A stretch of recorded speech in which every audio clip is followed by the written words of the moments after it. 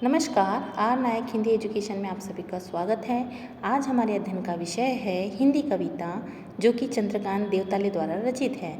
तो चलिए इसका हम अध्ययन करते हैं। कविता का नाम है माँ पर नहीं लिख सकता कविता।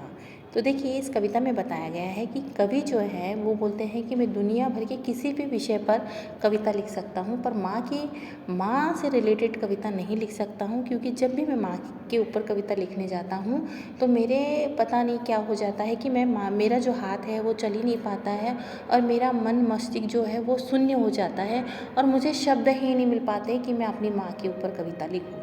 तो इसी भाव को उन्होंने अपनी कविता में व्यक्त किया है। तो चलिए आज हम उसका ही अध्ययन करेंगे। देखिए कवि क्या कहते हैं। माँ के लिए संभव नहीं होगी मुझसे कविता, अमर चिट्ठियों का एक दास्तां मेरे मस्तिष्क में रेंगता रहता है। माँ वहाँ हर रोज़ चुटकी दो चुटकी आटा डाल देती है। इसका मतलब क्या है कि कवि कह रहे हैं कि जब भी मैं लिखने बैठता हूँ तो मेरे मस्तिष्क में यानी मेरी कविता में चींटियों का एक दास्तां मेरे मस्तिष्क में रेंगने लगता है। यानी मेरे दिमाग में चींटियों का एक जो दास्तां है, जो रेला है, वो रेंगने लगता है और माँ वहाँ आकर क्या करती, चुटकी दो चुटकी आटा डाल देती है। कहने का तात्पर्य ये है कि जब मैं माँ के ऊपर कविता लिखता हूँ ना, तो मेरे मन मस्तिष्क में क्या हो जाता है, ऐसा लगता है कि मेरे मन मस्तिष्क में पूरे चींटियों ने घेरा डाल दिया है और मैं लिख ही नहीं पाता हूँ। और ऐसा लगता है कि मेरी माँ उस पर आके क्या कर रही है, चुटकी दो चुटकी आटा डाल रही है। ठीक है। जब मैं भी सोचना शुरू करता हूँ, देखो, मैं जब भी सोचना शुरू करता हूँ यह किस तरह होता होगा, घुट्टी पीसने की आवाज़ मुझे घेरने लगती है और मैं बैठे बैठे दूसरी दुनिया में ही ऊँघने लगता हूँ। देखिए क्या बोलते हैं, जब मैं सोचने लगता हूँ कि ये किस तरह से होता होगा, तो एक घट्टी पीसने की, जो घट्टी पीसते हैं हम, ठीक है ना, घट्टी जो भी है, घुट्टी पीसने की आवाज़ मुझे घेरने लगती है और मैं बैठे बैठे दूसरी दुनिया में क्या लगता हूँ, दूसरी दुनिया में चला जाता हूँ। ठीक है, दूसरी दुनिया में ऊँघने लगता हूँ, मतलब चले जाता हूँ। जब कोई भी माँ छिलके उतार कर चने मूंगफली या मटर के दाने नन्ही हथेलियों पर रख देती है, तब मेरे हाथ अपनी जगह से थरथराने लगते हैं।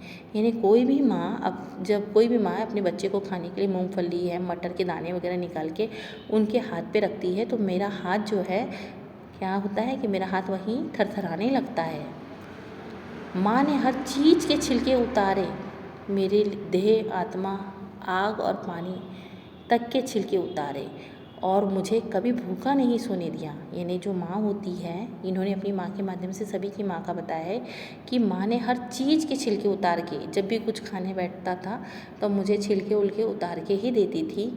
ऐसा लगता है मुझे कि मेरे लिए देह, आत्मा, आग और पानी तक के छिलके उतार दिए। यानी ये जो मेरे शरीर है, आत्मा है और आग, पानी, यहाँ तक सबके छिलके उतारे हैं और मुझे कभी भूखा सोने नहीं दिया। यानी मुझे मेरी आत्मा को तृप्त किया है, मेरे शरीर को तृप्त किया है। यानी हर तरह की मेरी माँ ने मेरी संतुष्टि दी है और मेरी माँ कभी मुझे भूखा सोने नहीं देती। मैंने धरती पर कविता लिखी है, चंद्रमा को गिटार में बदला है, समुद्र को शेर की तरह आकाश के पिंजरे में लाकर खड़ा कर दिया, सूरज पर भी कभी भी कविता लिख दूंगा। कि कवि कहते हैं कि मैं किसी भी विषय पे कविता लिख सकता हूँ। मैंने धरती पे कविता लिखी, चंद्रमा पे लिखी, समुद्र पे लिखी, सूरज पे लिखी, पर मैं जब भी माँ पर कविता लिखना चाहता हूँ तो मेरे हाथ थरथराने लगते हैं। मेरा मन मस्तिष्क जो है बिल्कुल बंद हो जाता है। मैं सोचने विचारने की स्थिति नहीं रहती और मैं सोचता हूँ कि कहाँ से शुरुआत करूँ और कहाँ से ख़त्म करूँ और मुझे शब्द ही नहीं मिल पाते हैं।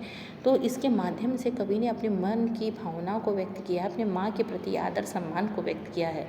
तो आशा करते हैं कि आप सभी को ये कविता पसंद आई होगी। बहुत छोटी कविता है और आपको समझ में भी आई होगी। समझ में आई तो लाइक और सब्सक्राइब करें। धन्यवाद।